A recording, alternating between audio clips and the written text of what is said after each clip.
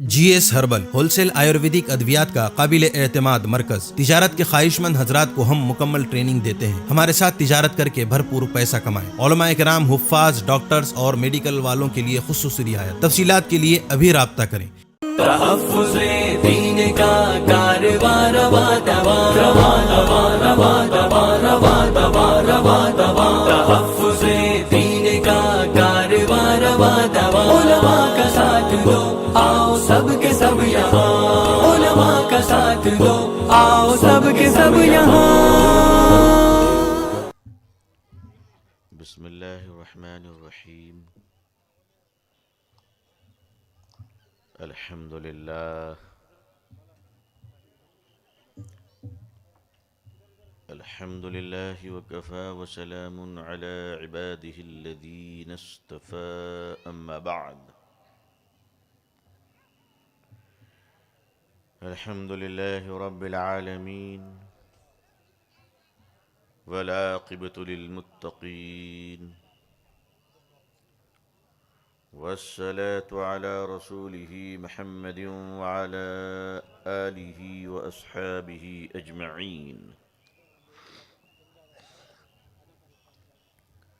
رب اشرح لي صدري ويسر لي أمري واحلل عقدة من لساني يفقهوا قولي. رب يسر ولا تعسر وتمم بالخير.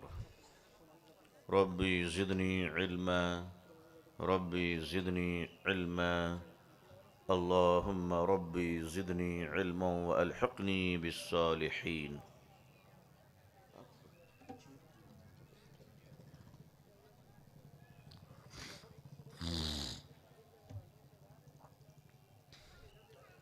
فأعوذ بالله من الشيطان الرجيم. بسم الله الرحمن الرحيم. ألم تر كيف فعل ربك بأصحاب الفيل؟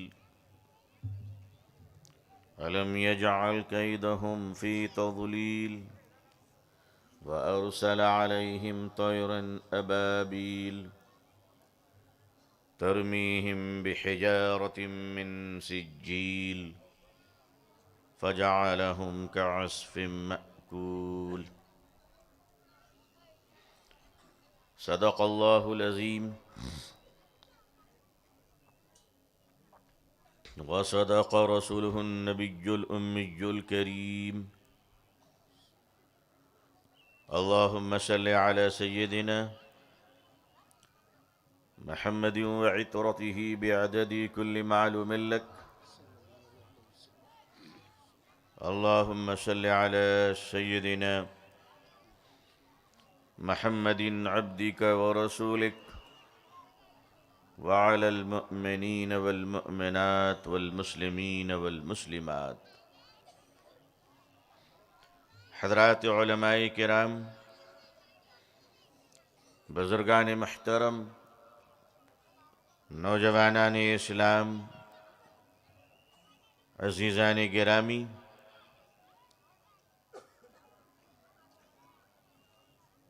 اس دنیا نے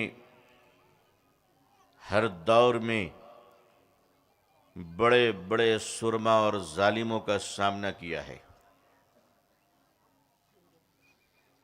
اس آسمان نے لاکھوں ظالموں کو دیکھا ہے اور اس دھرتی نے لاکھوں ظالموں کو دفن کر دیا ہے.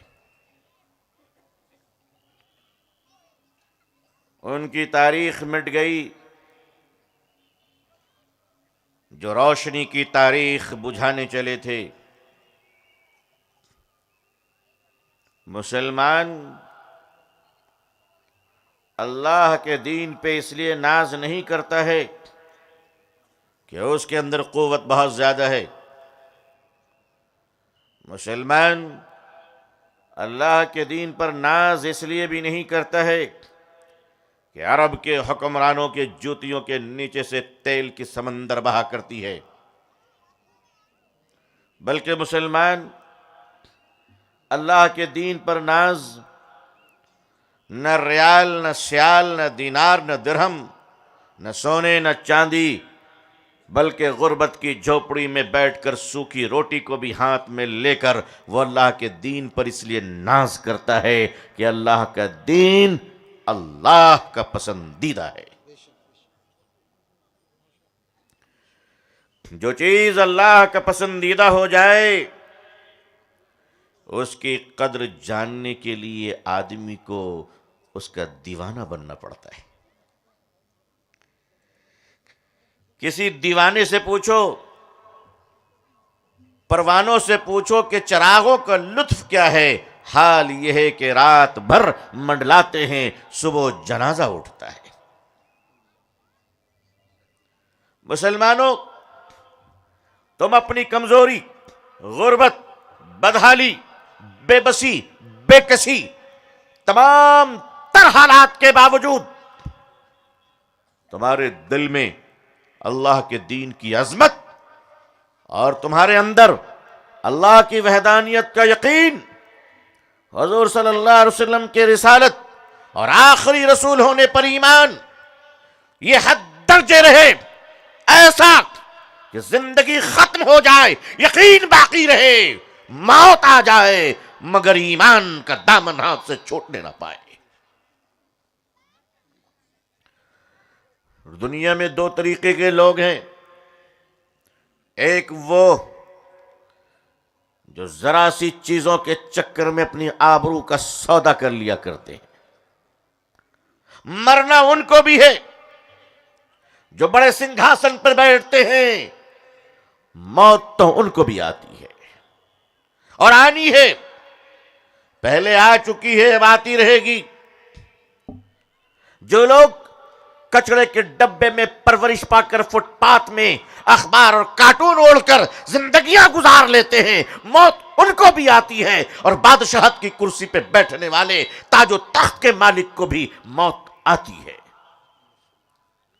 زندگی بچانے کے لیے دین کا سودا، زندگی بچانے کے لیے آبرو کا سودا، عزیزان ملت، دین کو بیچنے کے لیے، زندگی بچانے کے لیے ایمان کا سودا، یہ وہ گھٹیا انسان کر سکتا ہے جس کے خون میں گھٹیا پن کا جراثیم آ چکا ہو، ورنہ مسلمان تو وہ ہے کہ حضرت بلال کے سینے پر چٹان رکھا جاتا ہے اور کہا جاتا ہے کہ بلال انکار کر دے اللہ کی ذات سے۔ بلال کہتے ہیں جس زبان سے اللہ کی پاکیزگی کا اعلان کر چکا ہوں، اس زبان سے کفر و شرک کی غلاظت کا اعلان نہیں ہو سکتا۔ ظالموں، تمہیں اپنے دست و بازو پہ بڑا ناز ہے تو یہ اسے ڈراؤ جسے موت سے خوف لگتا ہو۔ مسلمان زندہ ہے تو غازی، مر گیا تو شہید، اور موت تو اپنے ہاتھوں پہ لے کر چلتے، اپنی ہتھیلیوں پہ اپنی موت کو لے کر چلتے ہیں۔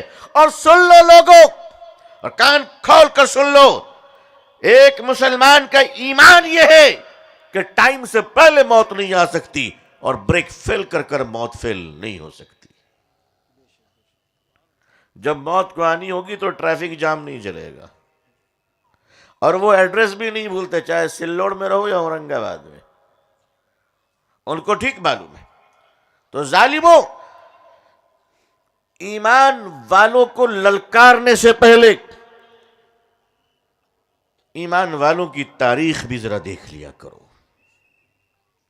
اس دنیا نے بڑے بڑے ظالموں کا سامنا کیا، ظالم آتے رہے جاتے رہے، اہل ایمان مانند خورشید جیتے رہے، کبھی ادھر ڈوبے تو ادھر نکلے، کبھی ادھر ڈوبے تو ادھر نکلے۔ عزیزان ملت، ایک بنیادی بات ذرا ذہن میں رکھ لیجئے، پھر آگے بڑھوں انشاءاللہ۔ بڑی بنیادی بات ہے۔ لوگ کہتے قوموں کے عروج و زوال، قوموں کے عروج و زوال۔ میں آج آپ کے سامنے، آپ کی خدمت میں ایک بات عرض کرتا ہوں، قوموں کے عروج و زوال نہیں ہے۔ دنیا کی تاریخ میں کسی اور قوم کے بارے میں بتاؤ مجھے کہ اللہ نے اس کو زوال دیا ہو تو دوبارہ کبھی عروج نصیب نہیں ہوا ہے، سوائے مسلمانوں کے۔ دوبارہ سنیے، دنیا کی تاریخ میں سوائے مسلمانوں کے دوسری کوئی قوم نہیں ہے کہ اسے زوال بھی ملی ہو اور پھر اللہ نے عروج بھی بخشا ہو۔ یہ عروج و زوال کا سلسلہ مسلمانوں کے ساتھ ہے، ورنہ دنیا کی ساری قومیں تاج و تخت کی جب تک مالک رہی تو رہی، جب اللہ نے زوال دیا تو قیامت تک دوبارہ ابھرنے کا موقع نہیں ملا۔ مسلمانوں، تاتاریوں کے زمانے میں تمہیں زوال نصیب ہوا، تاتاریوں کو عروج نصیب ہوا۔ پھر ایک وقت آیا خدا نے تمہیں عروج دیا، تاتاریوں کو زوال نصیب ہوا، لیکن تاتاریوں کو پھر دوبارہ کبھی عروج نصیب نہیں ہوا۔ اسی طرح خلافت عثمانیہ، اسی طرح اندلس کی تاریخ، اسپین کی تاریخ عروج و زوال کے ساتھ چل رہی ہے۔ مسلمانوں کے ساتھ عروج و زوال اس لیے ہے کہ یہ مسلمان امت مسلمہ، اللہ کا دین قیامت تک رہے گا اور اس کے محافظ تم ہی رہو گے، تمہارا ایمان بڑھتا رہے گا، تم عروج پاؤ گے، تمہارا ایمان گھٹے گا، تم زوال پذیر ہو جاؤ گے۔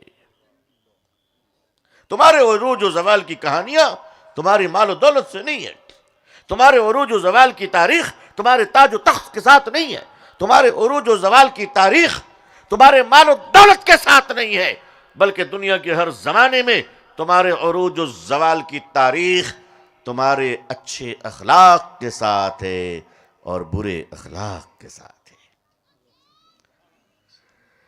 دنیا کی کسی اور قوم کو یہ اعزاز حاصل نہیں ہے، چاہے وہ جو کچھ بھی کر لے، ان کو ایک مدت کے لیے خوشی دی جاتی ہے، ان کو ایک مدت کے لیے ارمان دیے جاتے ہیں، وہ دل کے ارمان پورے کر لیتے ہیں۔ کسی کو 100 سال کے ارمان ملتے ہیں، کسی کو 200 سال کے ارمان ملتے ہیں، کسی کو 500 سال کے ارمان ملتے ہیں، لیکن آؤ چیلنج کے ساتھ دیکھ لو تاریخ اٹھا کر، عروج و زوال کے ساتھ اگر کوئی قوم زندہ رہی ہے تو پورے 1500 سالوں سے یہ امت مسلمہ ہے جو الحمدللہ کم زیادہ مضبوط کمزور مگر سانس یہی تو لے رہی ہے۔ ہم ٹمٹماتے ہوئے چراغ ضرور ہیں، ہم ٹمٹماتے ہوئے چراغ ضرور ہیں، مگر اندھیرے کو خوف بھی ہمیں سے ہے، اندھیرے کو ڈر بھی ہمیں سے ہے۔ وہ جانتا ہے کہ یہ جو تھمی ہوئی چنگاری ہے کسی دن بھی شعلہ بن سکتا ہے، وہ جانتا ہے، دنیا کی باطل قوتیں جانتی ہیں، اسی لیے دنیا کی تمام قومیں آپس میں دشمن، دنیا کے تمام مذاہب آپس میں ایک دوسرے کے خلاف، مگر جب بات اسلام کی دشمنی کی آتی ہے تو سارے لنگڑے لولے ایک ہو جاتے ہیں۔ سارے اسلام کی دشمنی میں گونگا تقریر کر رہا ہے، اسلام کی دشمنی میں لنگڑا ریس دوڑ رہا ہے، اسلام کی دشمنی میں اندھا پٹیشن پڑھ رہا ہے۔ ظاہر ہے، تو یاد رکھنا ہم نے بھی تم جیسے دشمنوں سے بہت کچھ سیکھا ہے، اور ہمارے سیکھنے کا کمال یہ ہے کہ ہم سنگ دل پتھروں کے شہر میں بھی نازک آئینوں کی حفاظت کر لیا کرتے ہیں۔ یہ بھی ہماری ایک تاریخ ہے اور یہ ہمارے عروج، لہذا ہم اگر زوال پذیر بھی ہوئے تو تمہارے سامنے جھکنے کے بجائے اپنے مولا سے معافی مانگیں گے، کیونکہ عروج کا فیصلہ بھی وہیں سے ہوتا ہے۔ دوسری چیز یاد رکھ لینا، مسلمانوں، دنیا میں کوئی بھی اچھا کام کرنا، کسی لیڈر اور نیتا اور پولیٹیکل پارٹی کو خوش کرنا ہمارا مقصد نہیں ہے، ہمارے تو ہر گھونٹ پانی میں ایک ہی مقصد ہے، میرا مولا راضی ہو جائے، میرا مولا راضی ہو جائے۔ اسی لیے جب یہ بھارت پینڈیمک سے گزر رہا تھا، کورونا کی وبائیں جنگل کی آگ کی طرف پھیل رہی تھی، لاک ڈاؤن میں مزدور تڑپ رہے تھے، سسک رہے تھے، معصوم بچے ماں کے گود میں دم توڑ رہے تھے، تب دنیا نے دیکھا کہ اسی ملک میں کوئی تھالی بجا رہا تھا، وہ ہم تھے جو تھالی سجا رہے تھے، وہ ہم تھے۔ بمبئی کے ہائی وے سے لے کر کلکتے کے آخری روڈ تک مسلمانوں میں تمہیں سلام کرتا ہوں کہ تم نے دال کھچڑی اور پانی کا جو نظم کیا ہے، آج کوئی نمک حرام تمہارے احسان کو مانے نہ مانے، مگر تم نے احسان کیا ہے، اس کا اجر تمہیں اللہ کی طرف سے ملے گا۔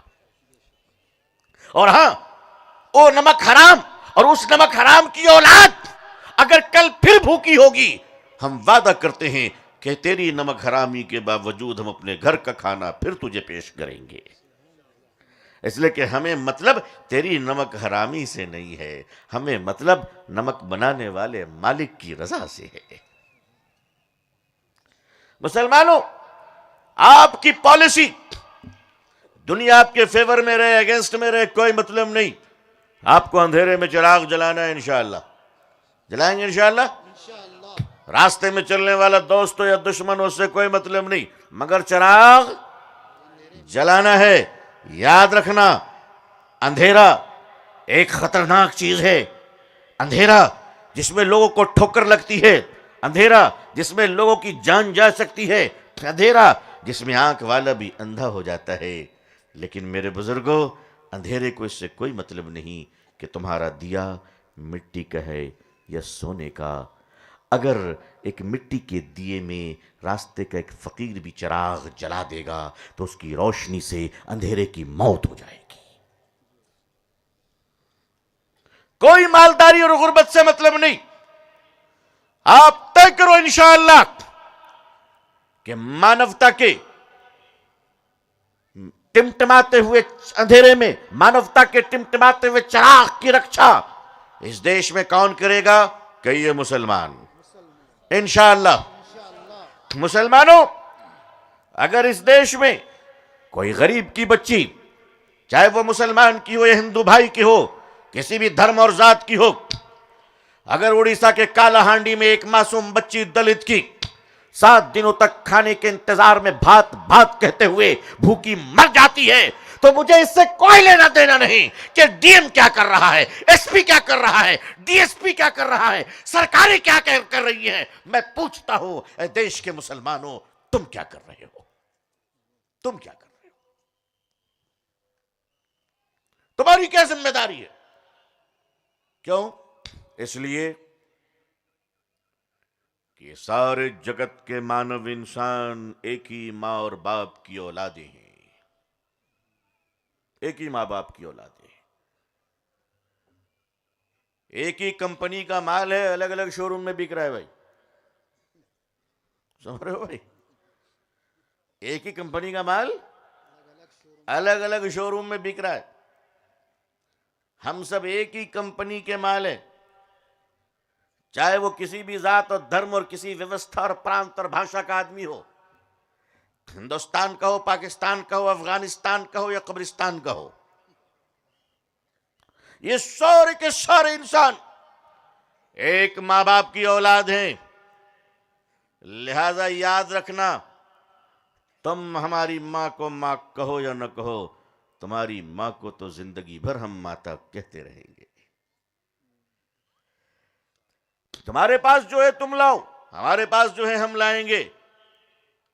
اگر تمہارے پاس بدبو ہے تو ہم کیا کر سکتے ہیں، مگر خدا نے عود و عنبر ہمیں عطا فرمایا ہے، ہم تو تمہیں سونگھا کے رہیں گے، سونگھا کے رہیں گے۔ اگر تم خوشبو نہیں سونگو گے تو پٹک پٹک کے سونگھائیں گے، مگر سونگھائیں گے۔ اگربتی جلا کے، دیا جلا کے، لوان گھما گھما کے سونگھائیں گے۔ کبھی مزاروں پہ جائیے، اس وقت تک مجاور پکا واقعی پہلوان ہوتا ہے، وہ بھی مجاور بننا آسان نہیں ہے، بہت کیپیسٹی چاہیے، کوالٹی چاہیے مجاور بننے کے لیے۔ مجاور جب لوان جلاتا ہے تو سیٹھ کی جب تک جیب ڈھیلی نہ ہو جائے وہ دھواں دینا بند نہیں کرتا ہے جی۔ اور وہ جب کسی عورت کا جن چھڑاتا ہے تو اللہ اکبر، اللہ اکبر، ایسا جھومتی ہے، وہ ایسا جھومتی ہے کہ جنات بھی بغل میں کھڑا ہو کر کہتا مالک کتنا اچھا، تو ہم بھی نہیں جھوم پاتے۔ یہ کمال ہوتا اس خوشبو کے دھوئیں کا۔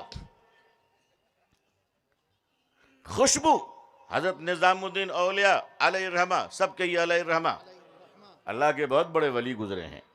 دلی کے نظام الدین، بستی حضرت نظام الدین آپ ہی کے نام سے منسوب ہے۔ حضرت نظام الدین اولیاء رحمۃ اللہ علیہ بہت بڑے عالم تھے۔ آپ قرآن کریم کی تفسیر پڑھایا کرتے تھے۔ یہ آج کل مزاروں میں سب پنڈب بیٹھ گئے، الف با سلیقے سے معلوم نہیں، مانگنا مانگنا بس مانگنا، بھیکی مانگتے رہو تم زندگی بھر۔ ارے کبھی سیکھو کہ قرآن نے کیا کہا۔ حضرت نظام الدین اولیاء رحمۃ اللہ علیہ قرآن کے دیوانے، حضرت خواجہ معین الدین چشتی رحمۃ اللہ علیہ قرآن کے دیوانے، یہ تمام اولیاء، یہ تمام اکابر، یہ غوث قطب ابدال، یہ سارے کے سارے بزرگان دین، تہجد گزار، قرآن کے پابند، شریعت و سنت پر مر مٹنے والے، یہ اولیاء کے لوگ اولیاء تھے، جن کے ہاں بیٹھنے والے لوگ آج لٹیرے بن چکے ہیں۔ اب تو لوٹنے کی کہانیاں سب باہر آ رہی ہیں، کون کتنا لوٹا ہے۔ حضرت سید نظام الدین اولیاء رحمۃ اللہ علیہ محبوب خدا، آپ اپنے شاگرد کو قرآن پڑھا رہے تھے، عفو درگزر والی آیت آ گئی۔ عفو درگزر، معاف کرنے والا، چھوڑ دینے والا، بھلا دینے والا۔ چلو تم نے بہت بڑے پاپ کیے، گھور پاپ کیے، اتیاچار کیے، آؤ میں تمہیں چھوڑ دیتا ہوں، تمہیں معاف کر دیتا ہوں۔ چھما، دیا، کرونا، مایا۔ قرآن کریم سے حضرت نظام الدین اولیاء رحمۃ اللہ علیہ اپنے ششیہ کو یہ سمجھا رہے ہیں کہ اے میرے ششیہ، کرونا کسے بولتے ہیں؟ کرونا کسے بولتے ہیں؟ دیا کسے بولتے ہیں؟ مایا اور چھما کسے کہتے ہیں؟ معافی، عفو، درگزر، محبت، نرمیت، تواضع، انکساری کسے کہتے ہیں؟ فرمانے لگے بیٹا میری دو باتیں یاد رکھنا۔ ایک یہ کہ اگر تمہارے لیے تمہارا دشمن راستے پہ کانٹا بچھا دے، اگر تمہارا کوئی دشمن راستے پہ تمہارے راہوں پہ کانٹا بچھا دے تو میرے بیٹے دشمنی اور نفرت میں، ہنسا اور گھرنا میں، اہنکار میں آ کر تم بھی بدلے میں اس کے لیے کانٹا مت بچھا دینا۔ تم بھی اگر تمہارے لیے کوئی تمہارا شترو راستے میں کانٹا بچھا دے تو اہنکار اور بدلے کی بھاونا میں، گھرنا میں آ کر تم بھی بدلے کے بھاونا میں اس کے لیے کانٹا مت بچھا دینا۔ اے میرے بیٹے اگر دشمن تمہارے لیے راہوں پہ کانٹا بچھا دے تو جذبہ انتقام میں آ کر تم بھی بدلے میں اس کے لیے کانٹا مت بچھانا، ورنہ اللہ کی ساری زمین کانٹوں سے بھر جائے گی۔ اللہ کی ساری زمین کانٹوں سے بھر جائے گی۔ میرے بیٹے جب ہر ہاتھ کانٹے بچھانے والے ہوں گے تو کانٹا اٹھانے والا کون ہوگا؟ جب کوئی اٹھانے والا نہ ہوگا تو آج تمہارے شترو کو چلنے میں تکلیف ہوگی، کل تمہیں بھی چلنے میں تکلیف ہوگی۔ لہذا مسلمانوں تم یہ طے کرو کہ کانٹا کوئی بھی ڈالے، اٹھانے کا کام ہمارا ہوگا انشاءاللہ۔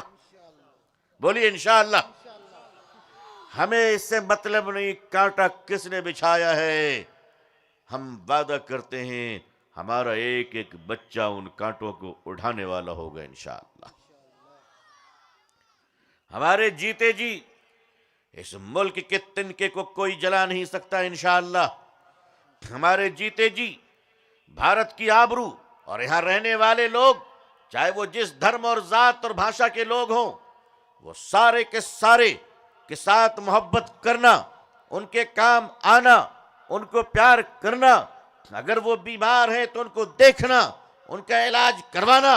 اللہ نے، ایشور نے، مالک نے جتنی شکتی آپ کو دی ہے مسلمانوں، جتنی قوت آپ کو دی ہے، آپ آج سے طے کرو کہ تمہاری نفرتیں اپنی جگہ پر، لیکن اب ہماری محبتیں تمہاری نفرت سے آگے دوڑیں گی انشاءاللہ۔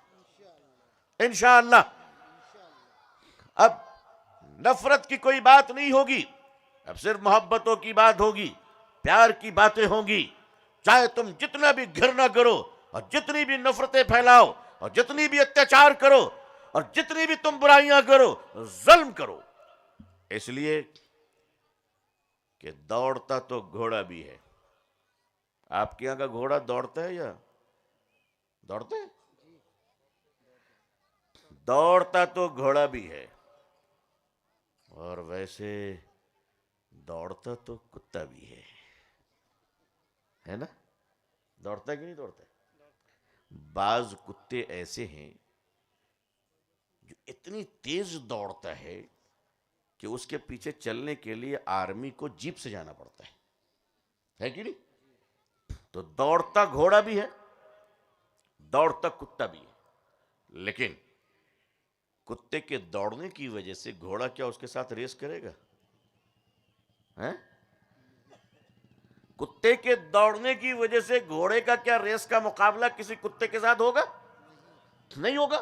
اور اگر ہو گیا اور کتا جیت گیا، گھوڑا جیت گیا، تو آپ بتائیے کتے سے جیت کر گھوڑا کس کو منہ دکھائے گا؟ گھوڑا کہے گا پھول کا مالا پہناؤ، ہم جیت کے آئے. بولے کس سے؟ بولے کتے سے. منہ دکھانے کے قابل نہیں. اور خدا نہ خواستہ اگر ہار گیا تب تو جینے کے قابل نہیں ہوگا کہ کمبخت ہارا بھی تو کتے سے. تو نہ جیت کے دکھانے کے منہ لائق، نہ ہار کے منہ دکھانے کے لائق. کتے جتنے بھی دوڑے، گھوڑے کبھی کتوں کے ساتھ مقابلہ نہیں کیا کرتے. شیطان کی شیطانیت آسمان کی بلندی پر پہنچ جائے، مگر ایمان والے اپنی وضو کے پانی کے قطرے کو بھی شیطان کے اوپر ڈالا نہیں کرتے، ضائع نہیں کیا کرتے. عزیزان ملت، آپ کا مشن رکنا نہیں چاہیے. جتنی دن زندگی ہے جیتے رہیں گے، مگر جیتے جیتے اس دنیا کو بتائیں گے کہ اے دنیا، تیرے مقدر میں صرف نفرت نہیں ہے، تیرے مقدر میں صرف ظلم نہیں ہے، تیرے مقدر میں صرف قتل و غارت گیری نہیں ہے، تیرے مقدر میں صرف فساد اور فتنے نہیں ہیں، بلکہ مصطفیٰ کے غلام زندہ ہیں. تو انشاءاللہ تیرے مقدر میں بھی امن آئے گی، محبت ہوگی، سلامتی ہوگی، اللہ کا کرم ہی کرم ہوگا انشاءاللہ. یہ آپ کو لکھنا ہے، دنیا کے مقدر کو لکھنا ہے. بڑا مقابلہ ہے، بڑی ذمہ داری ہے آپ کی.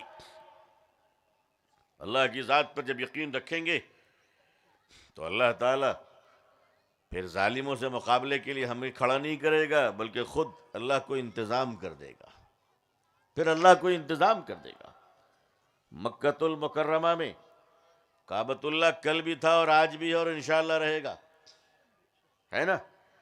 جب یہ دنیا نہیں بنی تھی اور یہ دنیا پانی ہی پانی پر مشتمل تھی، اس زمین پر پانی ہی پانی تھا اور مٹی نہیں تھی، اس وقت بھی کعبۃ اللہ کی جگہ پر وہ پانی کعبہ کے نقشے سے تھوڑا بلند تھا.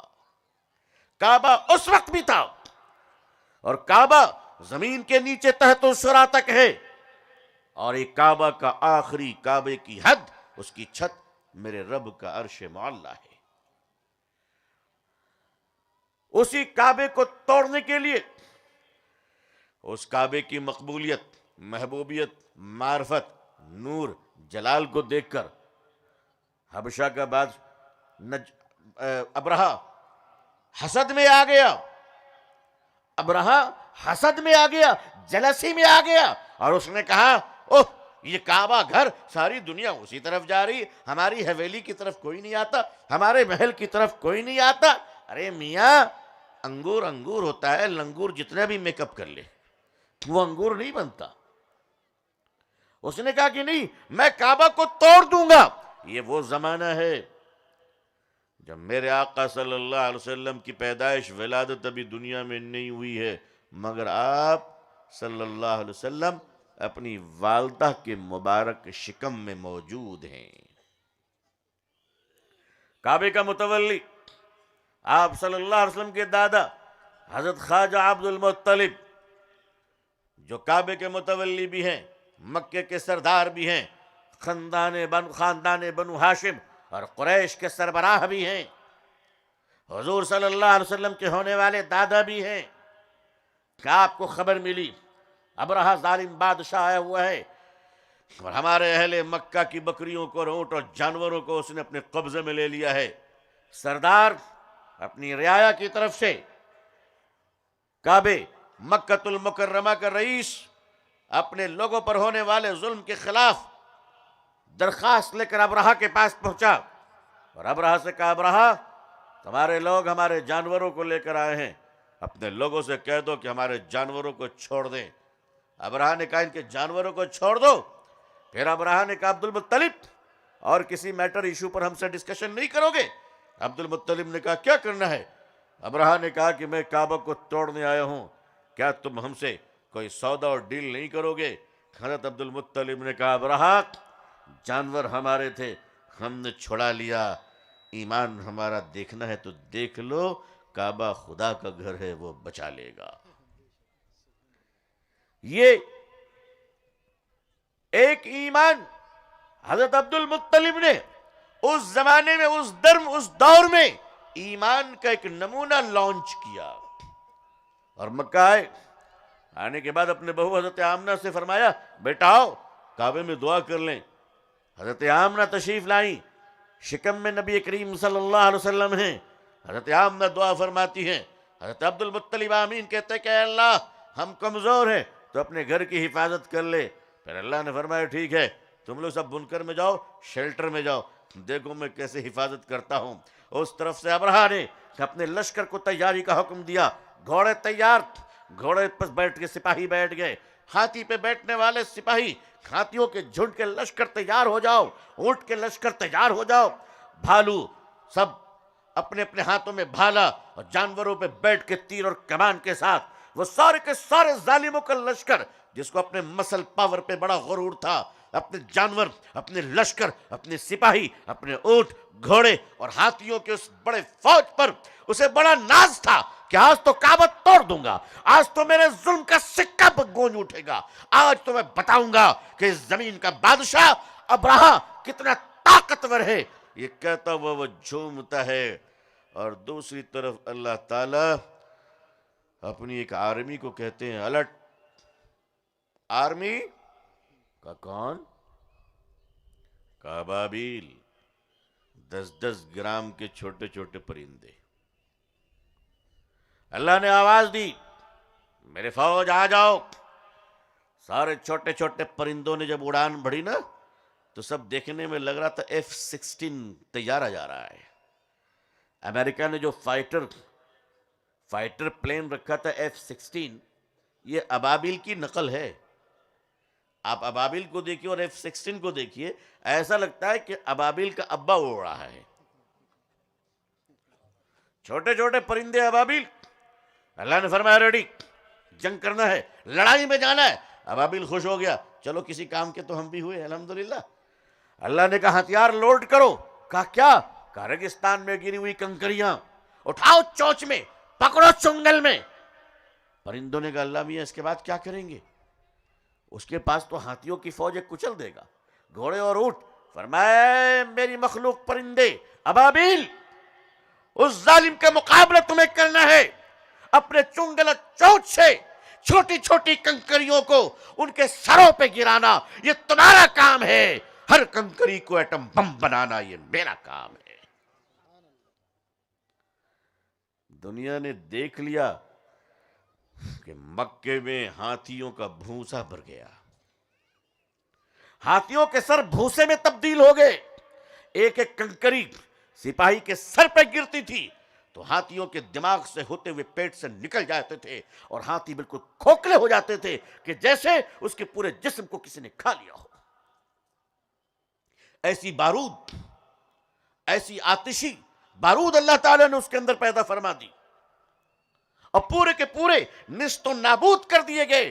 عائشہ رضی اللہ تعالیٰ نے روایت کرتی ہے کہ اس میں سے جو سپاہی بچ گئے تھے وہ سب اندھے ہو گئے تھے۔ میرا بچپن تھا، میرے بچپنے میں ابرہہ کے بچے ہوئے سپاہیوں میں ایک بوڑھا سپاہی اندھا مکے کی گلیوں میں بھیک مانگا کرتا تھا۔ یہ مائنورٹی اور میجورٹی کیا چیز ہے؟ نو کوسچن۔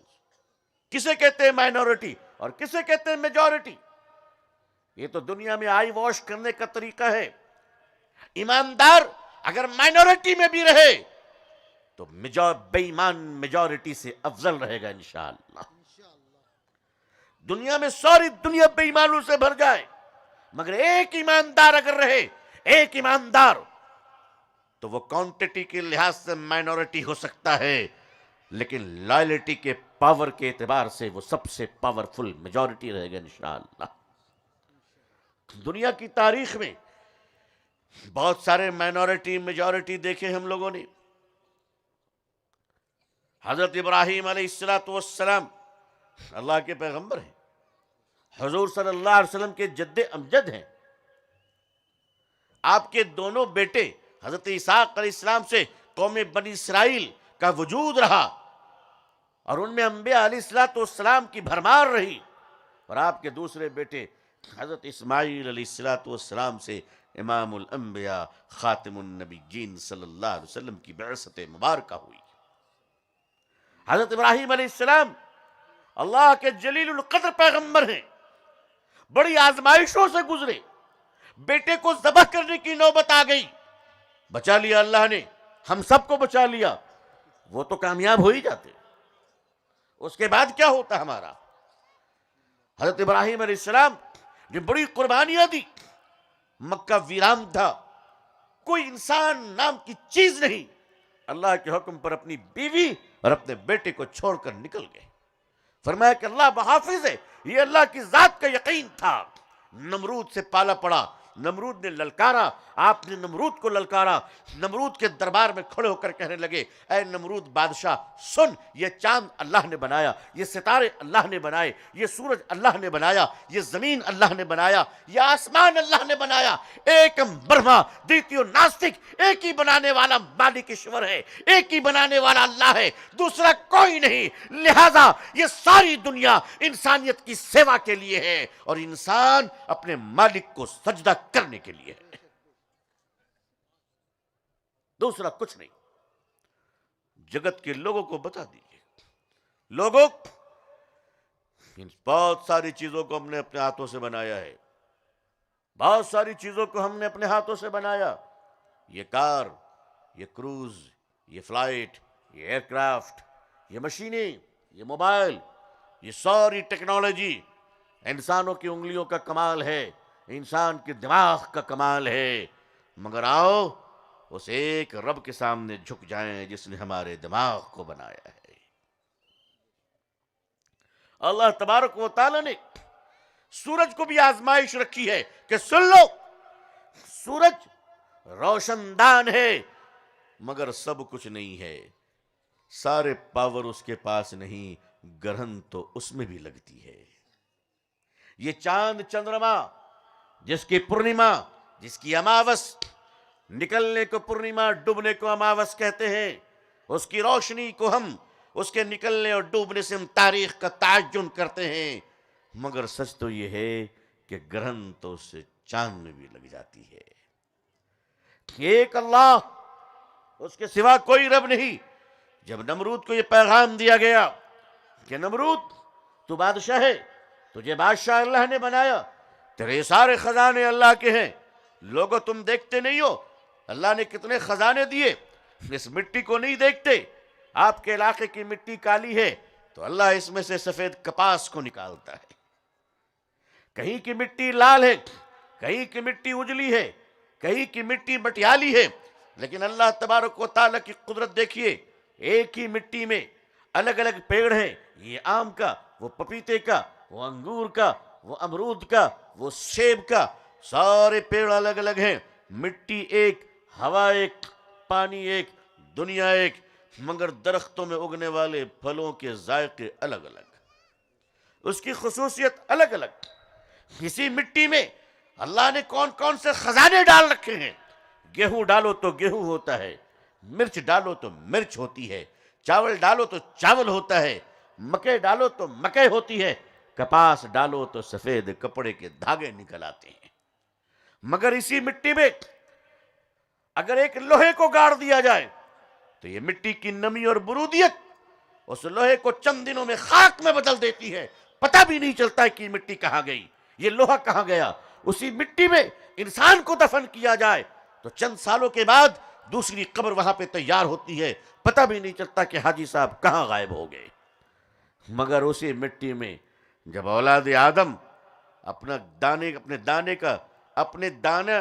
ڈالتا ہے، گیہوں کا دانہ ڈالتا ہے، چاول کا دانہ ڈالتا ہے، تو سنو، اس مالک نے ادھیکار، اس مالک نے آدیش دیا ہے اس مٹی کو، اس رب نے حکم دیا ہے اس مٹی کو، اے مٹی انسانوں کو گلا دینے والی، اے مٹی لوہے کو گلا دینے والی، سن لے، میرے بندے نے بڑی امیدوں سے گیہوں کا دانہ ڈالا ہے، اسے خاک میں بدلنے کے بجائے میرے بندے کو 100 دانوں میں امانتاً واپس کر دو۔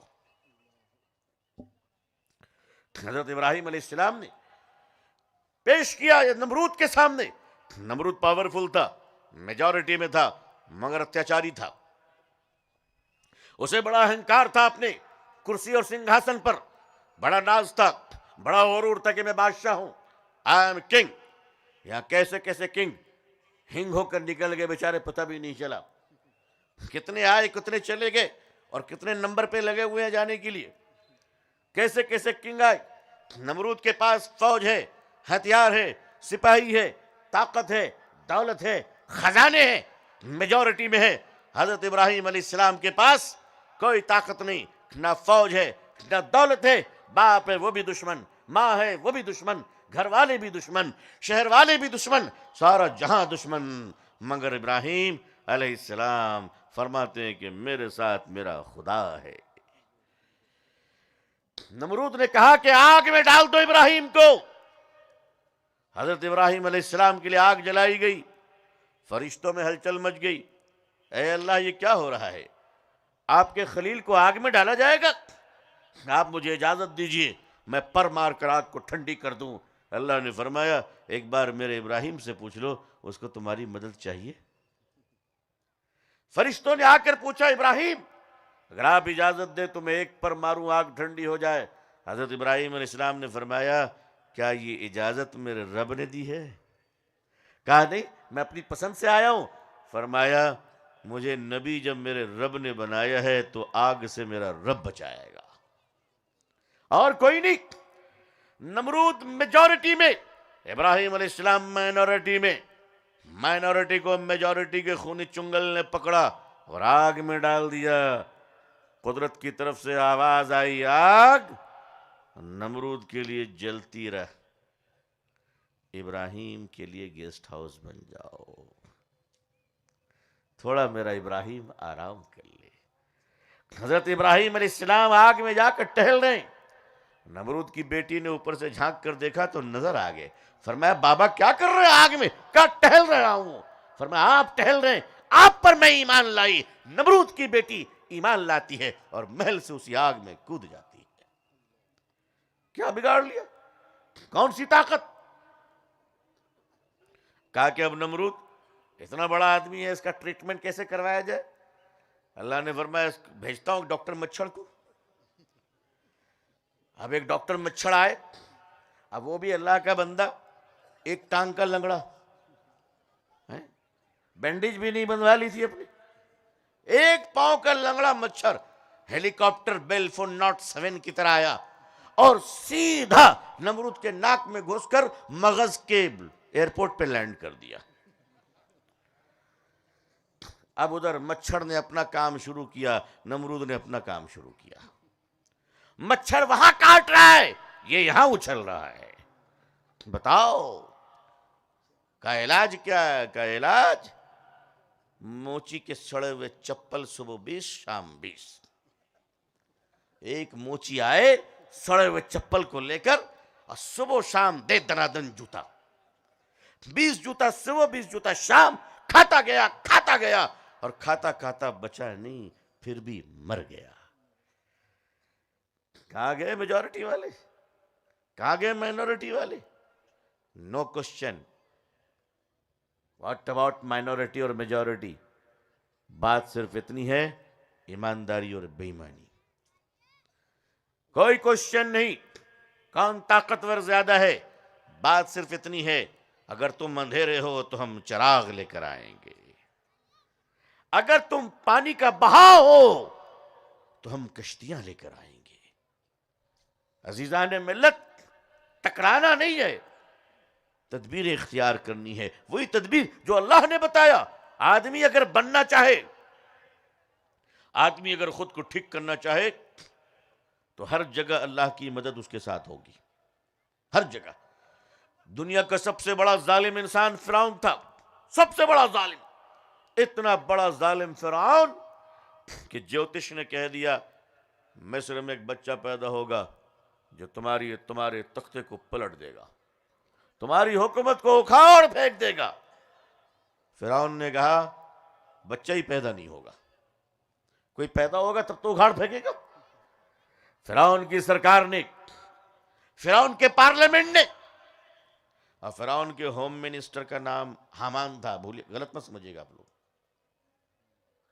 فرعون کا جو ہوم منسٹر تھا نمبر 2، اس کا نام کیا تھا؟ آپ لوگ کوئی غلط نام مت سمجھ لیجیے گا، میں جو بول رہا ہوں وہی سمجھیے گا۔ نمبر 2 کا نام کیا تھا؟ ارے بولو بھائی۔ حامان تھا، حامان۔ اب حامان کا نام اگر آج کل چینج ہو گیا ہو تو مجھے معلوم نہیں ہے، میں نے تو حامان ہی پڑھا ہے، میں نے حامان ہی پڑھا ہے۔ حامان فرعون کا نمبر 2، اس نے کہا تیار ہے ہمارے پاس، ہم کسی گھر میں کسی بچے کو پیدا ہونے دیں گے ہی نہیں۔ دھنا دن قتل شروع ہوا، ہتیائیں شروع ہوئی، ہزاروں ہزار بچوں کو قتل کر دیا گیا۔ فرعون نے، فرعون کی شکتی نے، فرعون کے نمبر 2 رائٹ ہینڈ نے، حامان نے، فرعون کی طاقت نے، فرعون کے سپاہی نے، فرعون کی پوری گورنمنٹ نے کہا ہم بچہ کو پیدا ہونے نہیں دیں گے۔ اللہ نے کہا ہم موسیٰ کو پیدا کر کے رہیں گے، کر کے رہیں گے۔ حضرت موسیٰ علیہ السلام پیدا ہو گئے۔ اب پتہ چلا کہ کہاں رہیں گے، فرعون تو ڈھونڈ رہا ہے، کہاں ڈھونڈ رہا ہے؟ وہیں بھیج رہا ہوں، دم ہے تو بولو نپٹ لے، اگر ماں نے دودھ پلایا ہے تو نپٹ لے۔ کہا کہ فرعون جس کو ڈھونڈ رہا ہے، خدا کی قدرت کہہ رہی ہے میں موسیٰ کو وہیں تو بھیج رہا ہوں، مہمان بھی تیرا ہی ہوگا۔ اللہ کی قدرت، اللہ کی طاقت۔ موسیٰ علیہ السلام سوئمنگ کرتے ہوئے، تیرتے ہوئے پہنچ گئے فرعون کے دربار میں۔ اب پوچھا کہاں ہے تو ہی ہے ادھر؟ حضرت آسیہ نکلی، گود میں لے لی۔ فرعون کا کچھ نہیں چلا، کچھ نہیں چلا۔ اسی لیے بعض لوگ کہتے ہیں بیوی مت رکھو، رہے گی تب تو چلے گا، نہ رہے بانس نہ بجے بانسری۔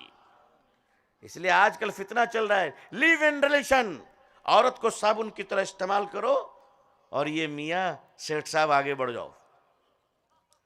مسلمانوں تمہاری ذمہ داری ہے کہ تم اپنی بیٹی کے اور ساری دنیا کی بیٹیوں کی رکشا کرو گے، انشاءاللہ کریں گے انشاءاللہ۔ بازار سے جب گزرو گے مسلمانوں تو اپنی نظر کو نیچی رکھنا، کسی کی ماں بہن کی طرف آنکھ اٹھا کر مت دیکھنا۔ اور نوجوانوں تم جب بائک چلاتے ہو تو ایسا چلاؤ کہ دنیا جب تمہیں دیکھے تو کہے کہ انسان کی اولاد جا رہا ہے نا؟ یہ نہ کہے کہ چائنیز مال کا یوز اینڈ تھرو لڑکا جا رہا ہے، مطلب ادھر گیا تو ادھر اسپتال میں ملے گا، ایسا نہ ہو۔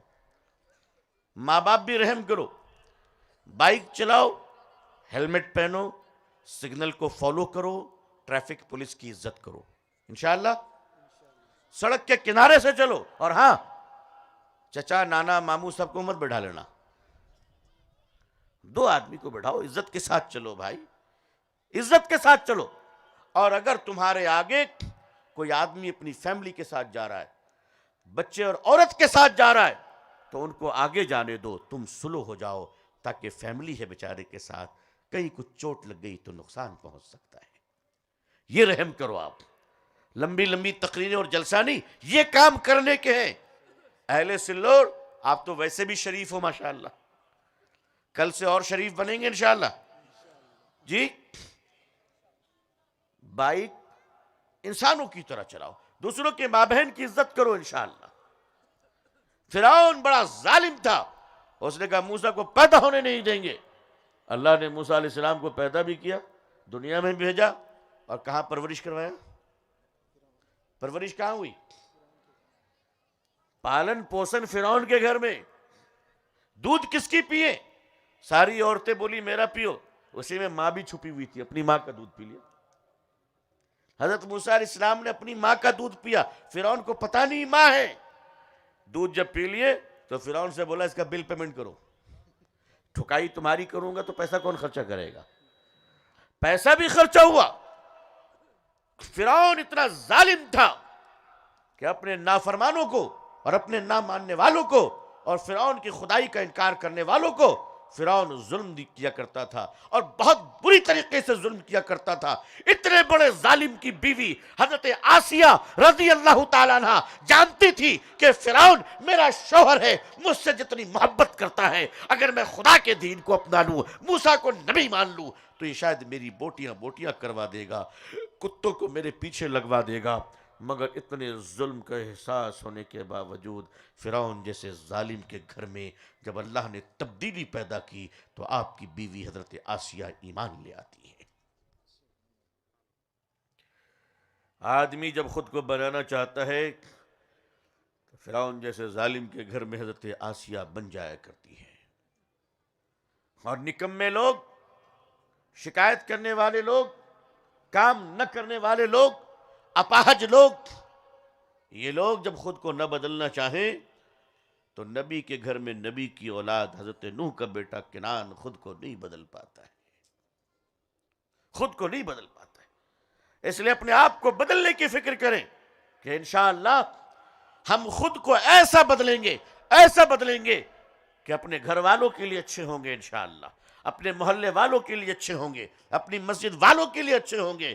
مجھے کہہ لینے دیجئے اپنے شہر اور اپنے دیش بھارت کے لیے اور پوری دنیا کے لیے اچھے ہوں گے انشاءاللہ. میرے بھائیوں، گٹکا کھا کر تھوکنے کا فیشن بہت چل پڑا ہے. اس سے توبہ کرو. سڑک پہ جہاں تہاں مت تھوکا کرو. اپنے شہر کو صاف رکھو. یہ حضور صلی اللہ علیہ وسلم کا دین ہے.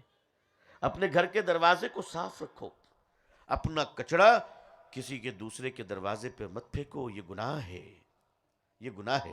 پڑوسی کے دروازے پہ تھوکو مت، چاہے وہ پڑوسی کسی بھی مذہب کا کیوں نہ ہو، یہ گناہ ہے.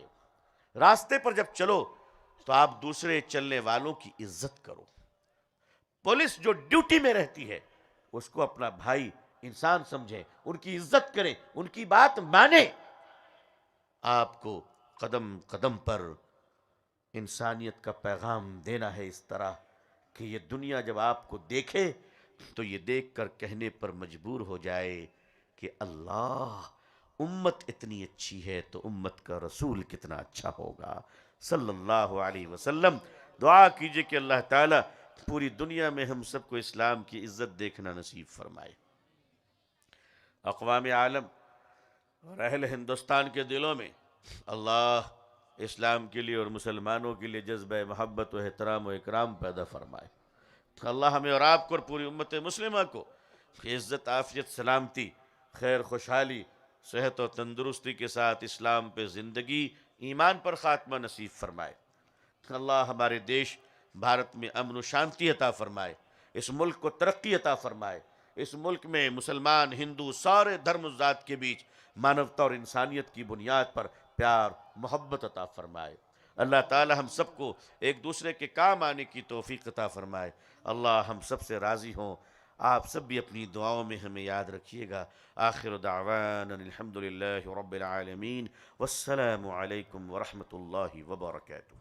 چوکو اسٹار اعلیٰ کوالٹی کے عمدہ لذیذ چاکلیٹس علماء، حفاظ اور تجارت کرنے والوں کے لیے بہترین موقع. چوکو اسٹار اورنگ آباد. مزید تفصیلات کے لیے ابھی کال کریں. مدارس اور مکاتب والوں کے لیے خوشخبری. مفتی عربین ڈریس، عربی جبہ، شایا، توب اور صدری. حافظ عالم فاضل مفتی بن کر فارغ ہونے والوں اور مکتب کے بچوں کے لیے ایک نیا تحفہ. سالانہ پروگرام میں انعامات دینے کے لیے ایک انوکھی چیز. انڈیا میں کہیں بھی حاصل کرنے کے لیے ابھی کال کریں. مفتی عربین ڈریس، ابراہیم پورہ، بھوپال، انڈیا. میڈیا کی لاجواب کوشش. نیکسٹ میسج اب نئے انداز میں، جہاں آپ دیکھ سکیں گے ایمان و عقیدے کو مضبوط کرنے والے دلچسپ کارٹونز کا ایک نیا سلسلہ. ہم لے چلیں گے آپ کو کارٹونز کی ایک خوبصورت دنیا میں. کفریہ اور شرکیہ کارٹونز سے